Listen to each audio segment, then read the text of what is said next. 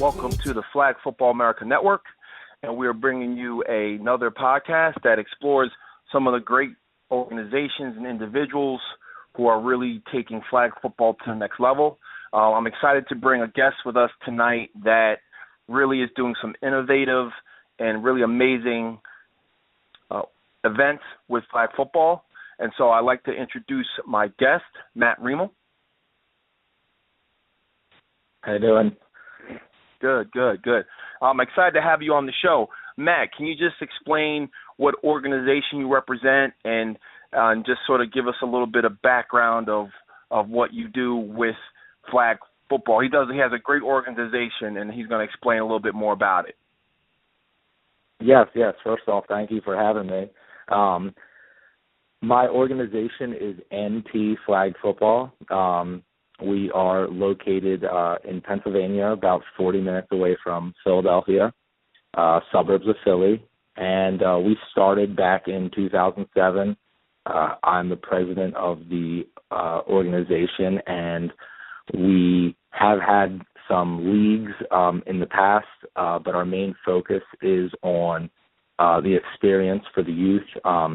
We go to a lot of tournaments. We have many travel teams in all different age groups, ranging from boys and girls ages 8 up to boys and girls up to 18.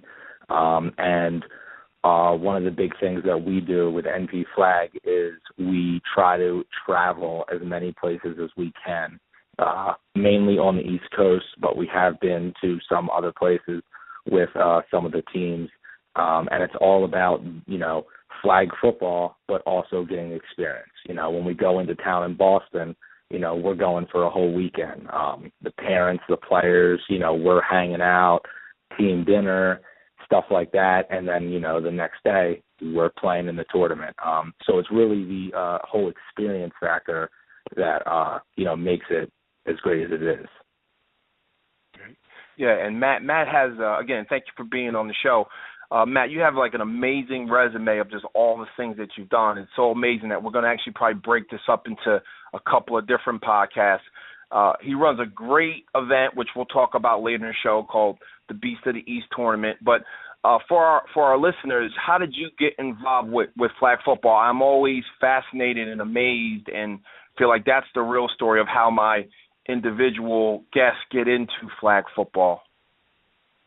Okay. Well, it all started basically when I was a young boy. I played flag football, and then I played in Pop Warner. My dad was the coach of an organization in our area, and I played up until the 9th grade. And from there, when I stopped playing, I started, volunteer coaching as young as 16 years old in high school in the local Pop Warner. And then I took a job at the Boys and Girls Club my senior year, and started helping out with an arena flag football league for boys and girls there that I actually played in when I was a kid as well. And from there, it was about what year would that have been? You think? What year would that have been? 2007. You remember? Okay, awesome. Okay. Yeah, 2007. So I was 20 years old, 2007, and started working, with boys and girls, and I just realized the amount of talent we had. So I figured there had to be something out there and more out there with this, so I just started doing research online, and I found one of the first things I ever found was a indoor national tournament of champions in New Jersey, not far from us, at the Meadowlands, the old Meadowlands in New Jersey. So, we I remember that tournament. We had a couple practices, probably like 3 or 4, and we took an age group of, at that time, 12 and under boys down to the tournament. And in the very first tournament, we came out, and it was a different style of flag for us too, because it was 5-on-5 NFL flag. We got beat up pretty bad our very first game. I want to say the score was maybe like 40 something to like 27. So good thing was that it was only a pool play game. So we end up playing 4 more games in a row, and we won the next 4 straight, which got us into the championship game, where we ended up beating the team that beat us the very first game. And it was, the score was vice versa. We whooped on them in the championship. So our first experience was, a big one. We won the whole tournament. And then from there, I just started networking and making contacts. And, I think it was very shortly after that, after we went to another tournament or two, I decided to start the organization, NP Flag Football. And from there, year after year, we went to, I think, 3 total tournaments that year. Then the following year, we started planning to go to the NFL Flag Regional tournaments. And then from there, we just went to more and more every year. We had a lot of success. The teams were, picked. We did eventually have tryouts. Starting in about 2010, we started having tryouts because more and more boys and girls wanted to play. But we would just handpick kids that we knew or parents that we would, knew in the area, and took them to these tournaments. And I think in 2010, I think we went to 12 tournaments through a span of 9 months. Wow. I think that was our biggest year. From ranging from Boston down to Baltimore, Maryland, all the way out to Youngstown, Ohio. So. And then, me personally, I was also, very into playing. I played in a couple styles, 5-on-5. I played 8-on-8 contact. I've played that for the last 10 years. Been through a couple of knee surgeries, but I love the game so much that I can't get away from it. So whether it be me playing or me coaching or me helping putting, this organization together and send teams, I started it, and I was, the youngest coach out of every tournament by far. I was like a son to some of these other coaches. And then, I made some good contacts. They guided me. A good friend in New York guided me, and I made some rookie mistakes, but again, we did pretty well, and we're still pretty strong today, and we're a lot better known now. We're known throughout the country, have a lot of contacts, all because of flag football. Made a lot of friends too, so flag football has done so much for me, and I have 2 young kids. I hope that they will have an interest in playing when they're older, because I can't wait to coach them. That's great. Yeah. I actually met my wife playing flag football. I was a referee, and she cursed me out, and I was offended, and we ended up, and once I saw it was just the heat of the emotion, we actually met and were married a couple of years later. So it's not just a sport. It definitely can have an impact on your life. Absolutely. Quick question, Matt. I'm going to talk about, again, we're here with Matt Reimel, and he is the president of NP Flag Football. Let me ask you a question. Do you have a referee? I assume you have to, but I just had never asked you that question. Do I have a referee? Yeah, do you ever have to referee? Do you referee as well? Oh, yes, I do. Yes, I've refereed during my recovery in one of my ACL surgeries. I refed in 5-on-flag. I've refed in adult. I've refed on 8-on-8 contact adult, and I've done a lot of refing in the youth. And I know we're going to get into the tournament later, but that's one of the things I do. I hold like a referee's training for all of my refs at the tournament, and a lot of my referees are actually players, who may, I think I have 2 of my current referees are players from that 2017 that we were just talking about. Okay. Because it's the same exact style. It hasn't really changed much, and, who's a better referee than someone who actually played the game, Absolutely. Yeah, referee, and that's a whole nother world. Yeah. We could do a whole show on that, on just being a referee. Absolutely. The stories. Okay, so let's talk about this. The Beast of the East tournament. We're here with Matt Reimel. This is Flag Football America. You can check us out on flagfootballamerica.com.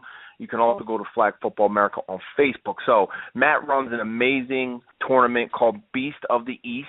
It is a national tournament. He is director and he is the founder. And so let's just start with, how did you that's how I came to know who you are. You had put a post on our Facebook page, and that caught my attention 2 years ago. So let our audience know about this amazing tournament that you've been running for the past 7 years. Yes. So 2 years after we started the organization, and once, I had a lot more contacts, I saw how some of these tournaments were being run, and I said to myself, well, why can't I do this, So that's how I started it. I used the contacts I met through other tournaments to come to my first ever event. We had it in 2009. That was our first year. I kept it simple. I said, let's do 3 age divisions, and we invited, it was almost like select invitations that we sent out to some of these contacts. And in the first year, we had 19 teams show up in 3 age divisions from 4 different states. The very first year, we had PA, New York, New Jersey, and Miami in the very first year. That's impressive. Coming up to Lansdale, PA. We played in a local high school. I guess our attraction was, hey, we're 40 minutes from Philly, so come in and see Philly, and then we're right down the road. And then from there, I grew it every year. In 2010, we again stayed with 3 age divisions. We ended up with 27 teams that year. I think we had another state join in that year. I think that was Connecticut. And then in 2011, I decided to expand it to 4 age divisions. We had 36 teams that year. And then we had another state join. That was Massachusetts. And then in 2012, I really took a big leap in the number of teams. Again, going to tournaments meant more contacts. It was a smoothly run event the 3 previous years. So I expanded the tournament in 2012 to 6 age divisions. That year we had 55 teams from 9 states come, and a team from Hamilton, Canada came to the event as well. 2013, we did it again. We took another decent jump. I went to 7 age divisions, but because one of the things that I found was, you had some really good travel teams coming to this tournament. But then you also had local or league teams, or maybe someone who runs a league who saw my flyer and they would say, well, that looks like fun. I'm the coach of a team in our league locally, and hey, let's take the kids to a tournament. So what I did in 2013 was I created a 7th division, but I also had an A and B division in each age group.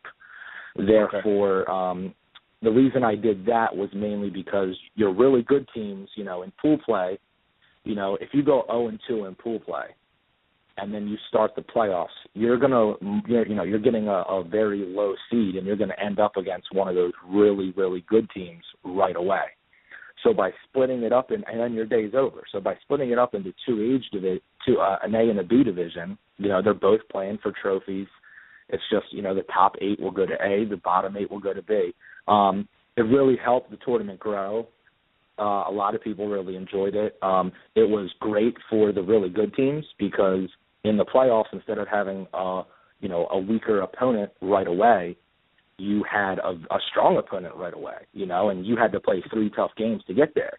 It wasn't like in, March Madness, you're playing, 5 versus 12, it's more like a 4 versus 5, or a 3 versus 6. So I did that, and that really helped. And we even had a team from come out from Michigan that year too. So, at this point we're up to 68 teams, 11 states. Kind of hard to find a location to hold this many fields. Last year was our biggest event ever. We had, again, 7 age divisions. We did the A and the B again, but we had 70 teams. 2 years ago, we had a team from California come. We have a lot of these teams. I think I can name 3 organizations that have come to the tournament every year since the start of it. And I think one of the reasons they keep coming back is because we take pride in how we run it. We're always on time. That's one of the biggest things with tournaments is the time schedule. You say you're starting at 9 and you don't start till 9:30. that's already a bad taste in some of those parents, coaches, players' mouths right away. We always start right on time. Another big key is the referees, and I take pride in my referees, and I do that extra training with them. I make them download the USA Football app where it has, the rules right online, right on your phone. I have a meeting a week prior, and because a lot of them are future, they were past players of, my team, it really helps them out with the knowledge of the rules. I'm pretty tough on them. They're running up and down the field. There's no walking. And for the most part, I give my refs a lot of credit because in my tournament, they're getting there at 8 a.m. and they're not finishing until 6. So they might get a 5-minute break here or there throughout the day. But they are really one of the, big keys to the successful tournament. So give us, all right, so you the event is coming up this year. What's your goal for participants? I'm sure you're starting your work now, or you're probably doing your preliminary work. So how many teams are you anticipating, and can you give our audience just some information about the 2015 tournament? Absolutely, yeah. I actually started working on this in January, had to secure the fields. We are going to 9 age divisions this year. We're starting as young as 8 and under boys. We're doing 8 and under boys, 10 and under boys, 12 and under boys, 14 and under boys, 16 and under boys, 18 and under boys. And then we're also having 3 girl divisions, 12 and under, 14 and under, and 18 and under. So this will be, the biggest tournament yet. We are projecting about 85 teams at this event from around 12 different states. We also have some interest from a contact in Mexico and, the same contact in Canada to possibly bring a team out. We are also moving now to an A, B, and C division. And some of the age teams, group? For the main age groups. And the main age groups in this tournament are the 10 and under, 12 and under, and 14 and under boys. Great. Okay. That's what, is their NFL flag age division. So the only other NFL flag age division is the 14 and under girls. But, there's not, we'll get 4 to 6 teams in that age group, have a nice little age group for that. But we are going to the A, B, and C, so it certainly ups the ante on everything. That's more awards. We give out first and second place individual awards to every player who, for in first and second place in each age group in each division. We also give a coach's award or a team award for first and second place in each division. And we give out, one of the really cool things we do at our tournament is we do an MVP for each division in each age group as well. And the MVP, when we started it, it was more like, all right, I was monitoring and, which player really stood out to me. And then since then, we had some of the referees who are reffing those games decide who's the MVP of this division. But now, actually, as of last year, we changed it. And what I do is, after the championship game, when they're coming to the head table to get their awards and pictures and everything, I go over to the losing team, and I ask them, and their coach, hey, who was the difference maker on the team? So the kids are actually the ones choosing the MVP of the thing, of the tournament, which is pretty cool because to hear it from them, sometimes you get, it'll be unanimous, and then other times you're like, oh, well, I think the QB deserves it. No, that wide receiver had 3 touchdowns on us. Oh, that safety had 4 interceptions. So some of the kids, especially at the younger ages, the coaches help us out a lot more, but in the 14, 16, 18U divisions, those kids tell us right away, like, oh, that kid deserves it. And I think it is pretty cool for a kid at that age to, say, hey, that kid, we just played them. We played a tough game. We may have lost, but that kid deserves the MVP. So we always do a real nice special plaque for them. One of the other big things that I did last year was I have the tournament is called the Beast of the East. So I have this huge beast, this gold beast logo on the top of the trophy. And it's basically, I mean, I guess you could say it's like the Stanley Cup trophy where you keep adding, boxes onto it as it gets bigger. So what I've done is every team who's taken first or second place in the tournament, I have this huge trophy that all the kids get pictured with, and it tells you, hey, in 2009, this team won this age division, and this was their team name, and they were from Miami, Florida, or they were from Boston, Massachusetts, So it's always a popular thing. Kids see it. It's a big trophy, and it's really cool. But, you get lots of parents and coaches coming up and checking it out and seeing, wow, a team from Miami won it, 2 years in a row, or, this team. So we're really excited for the event. We're going to be running 14 fields at a time all day. So it is, that's a lot to handle. Last year we had 11 fields. So we are planning. I'm having, weekly meetings with some of the people that help me run this. Actually, this year I am hiring one of the head officials of NFL Flag to come to my event to, be the head official of the event. So if there's any questions or concerns, or he can coach up some of the refs or anything like that, I think that'll add some value to the event as well. But we're real excited. We're real excited for it. We're going to our travel team's going to one tournament prior to that, but I'm getting new teams every year. I'm retaining a lot of teams, and that's the goal. I want to have the biggest and best youth event there is, and I want it to be good for those teams who are very serious, and I want it to be good for the teams that, hey, this might be their first tournament ever. My first tournament ever, luckily we did very well, but that's why I do this today, is because of, that tournament we went to in 2007. That's awesome.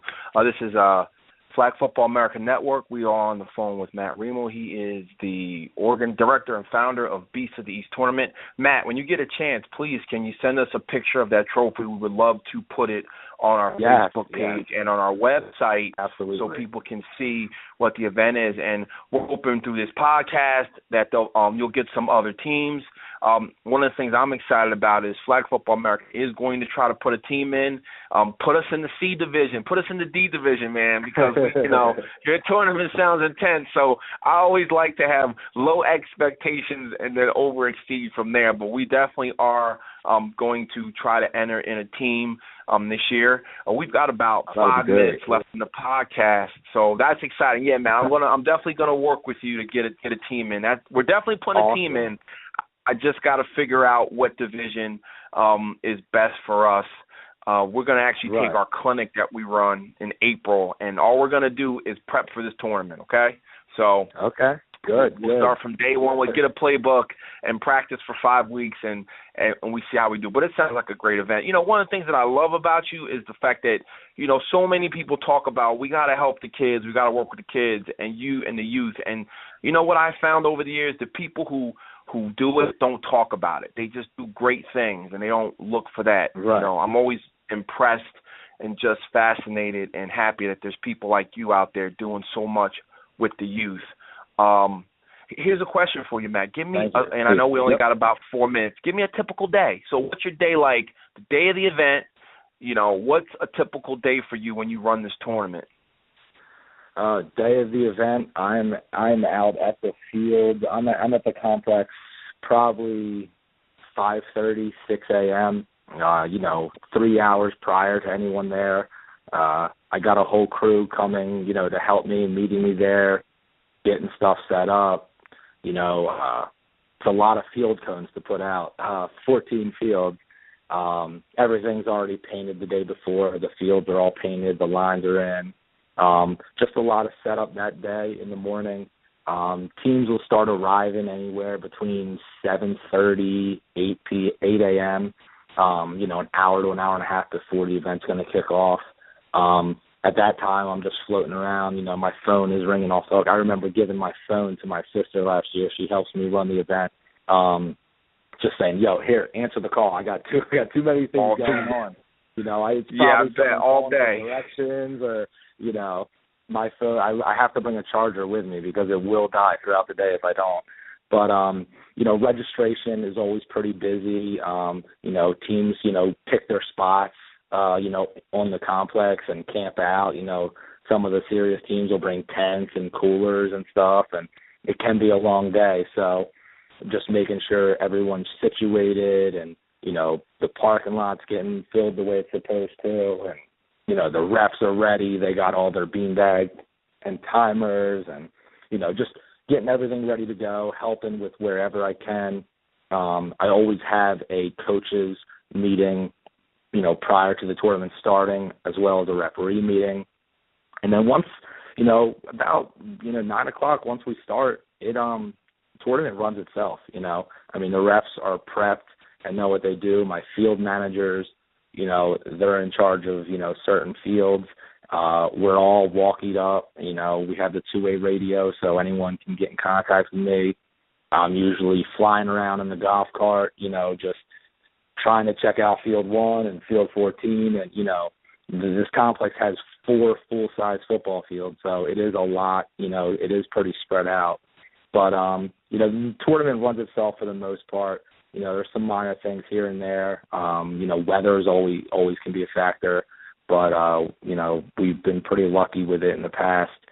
And, you know, the end of the day, when it's all over, you know, it's just a great feeling. And, you know, I'm always the one to present the awards and the trophies and constantly, you know, shaking hands with people and, you know, asking people throughout the day, hey, how's it going? You know, any complaints? What's going on? I try to always, you know, because the next day, that Monday after the tournament, that night I come home from work, I'll be on my computer, you know, jotting down. Well, I'll be sending the full tournament standings out and a thank you to everyone, but I'll be jotting down, hey, what can I do to make it better next year? You know, the goal is what can I do? You know, hey, we had this little glitch this year. What can we do to change that? So, you know, I really do work on it, you know, year round. And, you know, I got lots of helpers. Lots of my family helps me. My mom, my dad, my brother coaches all the teams. I don't coach any of my own teams in my tournament because I want the tournament to run, you know, perfectly. I don't want to be bothered with that. So my brother coaches, my other brother reps, my sister's at registration. My mom and dad are in the snack stand, running the snack stand. You know, so it's a whole family affair, you know, and it's just, you know, we get a lot of people out there. It's always just a great time. So that's great. Okay, so Matt, what's the best way for people to reach you and learn more about the tournament? Where can they contact you and or get information about the tournament? On Facebook, we do a lot of posts. You know, that's how, you know, we connected.